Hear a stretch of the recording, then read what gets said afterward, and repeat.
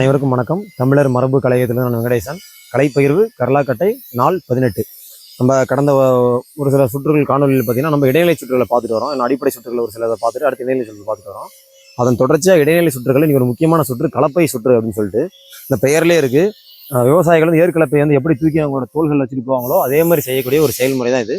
எதற்கு பயன்படும் அப்படின்னா உங்களோட மார்பு பகுதியை விரிக்கிறதுக்கு உங்களோட தோள்பட்டையோட வலிமையை அதிகரிக்கிறதும் உங்களோட கால்களுக்கு இது ஒரு வலிமையான பயிற்சியாக இருக்கும். சரிங்களா? இதில் முதல்ல நான் நிலையில் செஞ்சு காட்டுறேன். அடுத்து கால்களில் பயன்படுத்தி எப்படி செய்யலாம் பார்க்கலாம். சரிங்களா? இது கொஞ்சம் கால அகலமாக வச்சுக்கணும். அதான் ரொம்ப செய்கிறது எளிமையாக இருக்கும்.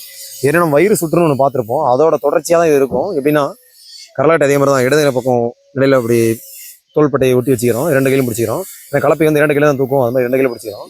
இங்கிருந்து அதாவது கரலாட்டை எடுத்து மேலே தூக்கி இந்த தோள்பட்டையோட வைக்கணும். சரிங்களா? வைக்கும்போது எப்படின்னா இந்த கரலாட்டையோட கைப்பிடிக்கு பக்கத்தில் இருக்கிற பகுதி உங்கள் தோளோட இந்த சதை பகுதியில் போய் உட்காரணும். அந்த மாதிரி நம்ம செய்யணும். சரிங்களா?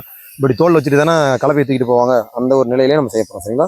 அதே மாதிரி தான் எதிர்பக்கமும் எடுத்து இந்த பக்கம் கொண்டு வைக்க போகிறோம். சரிங்களா? நல்லா அப்படி தோலில் தூக்கி வைக்க போகிறோம். ரொம்ப எளிமையானது தான். எப்படின்னு பார்த்தீங்கன்னா மூச்சை நல்லா கவனிங்க. இங்கே வரும்போது இழுத்துக்கணும். ஏன்னா உடம்பு இங்கே தான் விரியுது. இழுத்துக்கணும்.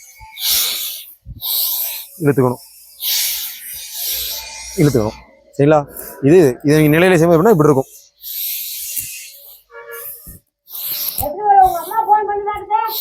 சரிங்களா? இதை எப்படி செய்யணும்னா காலெல்லாம் அகட்டி வச்சு நீங்கள் அரை மண்டியில் செய்யும்போது இன்னும் எளிமையாக இருக்கும். ஃபர்ஸ்ட் நம்ம பக்கவாட்டில் நான் உட்காந்த மாதிரி செஞ்சு காட்டுறேன். அப்படியே அமர்ந்து செஞ்சு காட்டுறேன். எப்படின்னு பாருங்க. இப்படி இது ஏன்னா முழுமையாக செய்ய எப்படி செய்யணும், அந்த அரை மண்டியில் செய்யணும். இப்படி செய்யணும். சரிங்களா?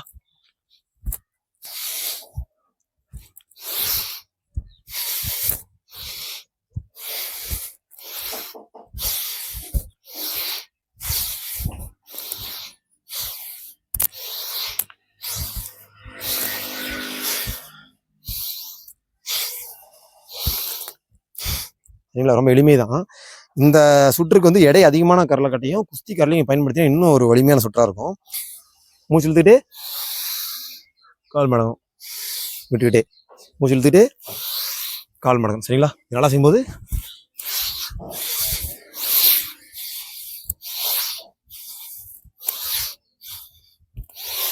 சரிங்களா?